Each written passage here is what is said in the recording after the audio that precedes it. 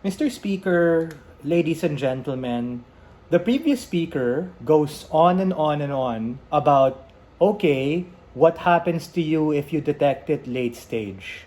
We think that on both sides of the house, assuming we weren't able to diagnose it, or we did diagnose it but it's already at a late stage, and on their side, when they double down effort on treatment, is exactly where that dude's gonna already have a hard time.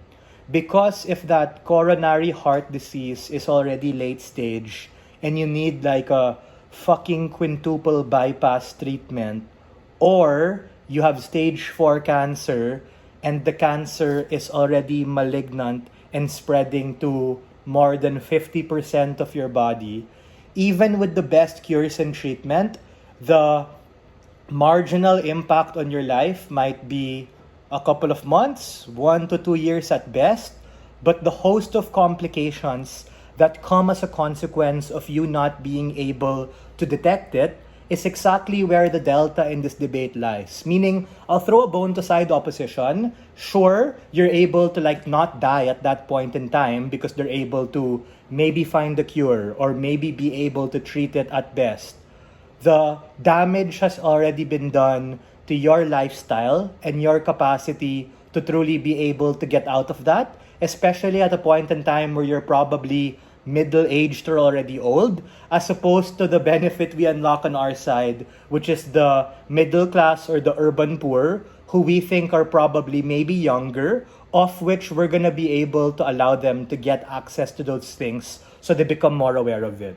What is my extension? Rebuttals will be integrated. The first is on the nature of these killer diseases that my partner talked about. We have to understand that, but this is my POI, right? The first level here is that, brother, there are legit no symptoms. High blood pressure, which is a precursor to heart disease, literally has no symptom. Meaning, you can be gymming or running a fucking marathon and then boom, your heart bursts because of high blood pressure bigla. And everyone's like, huh, grabe naman, bata-bata niya, batak-batak niya, nagkakain siya ng healthy.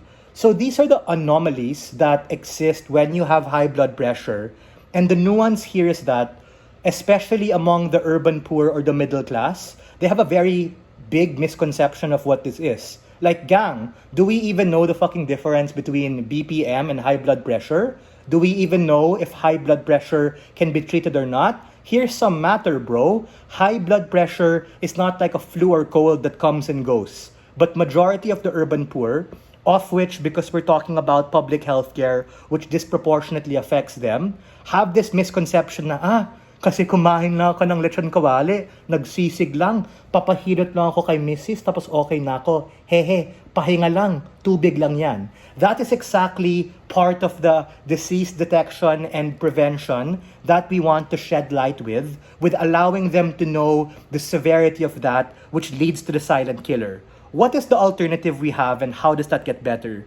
We think that certain exams, for instance, like a halter exam, which is basically like an all-spart, the thing Captain America wears, and you put it under your shirt, it can allow you to be able to assess your electrocardiogram. And we think that if we make that more accessible to people to be able to know, and maybe like what my first speaker mentioned, you can just have a watch to detect it, then people can know that, oh shit, I have high blood pressure. I should stop eating food with cholesterol because of what we said that it's not detectable.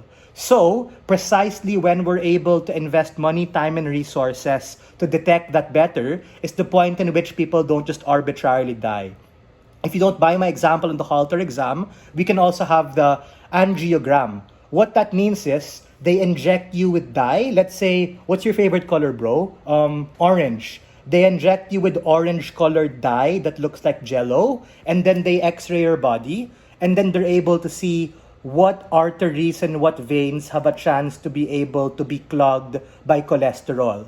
If these exams were more prevalent among the urban poor or among other particular people, it's exactly the point in which they don't just arbitrarily, boom, die. Or my personal favorite, fucking bangungot, bro. It's the biggest bullshit ever. I'm not a doctor, but like the Filipino doctors, no offense, they can classify it na, ay, nabangungot siya. he died in his sleep. But like, what is that?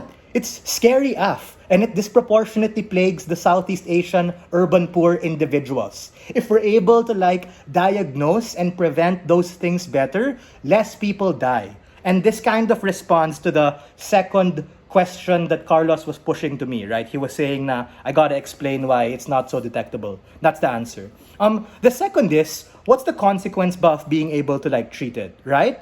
We think that on our side, we're just able to assess these things better and identify a point in which it's not yet terminal. Meaning, remember what my partner said about the left stage prevention, middle stage, right stage, you're cooked?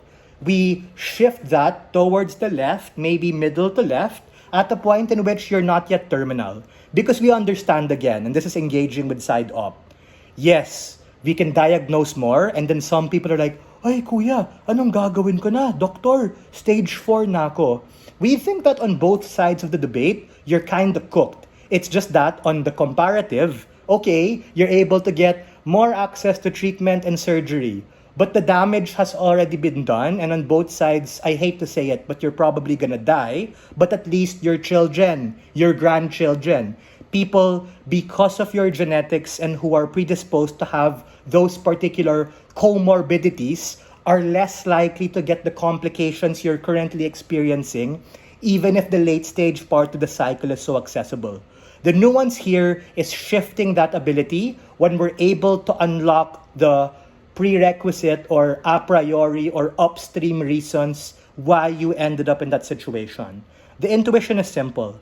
Instead of being able to figure out how to make stage 4 individuals more comfortable and extend their life, we can prevent that in the first place and allow these things to be more detectable, especially among the urban poor and the middle class who are predisposed to these risks and because of their lifestyle just don't fully understand the difference of how this works, nor do they truly appreciate the severity of it.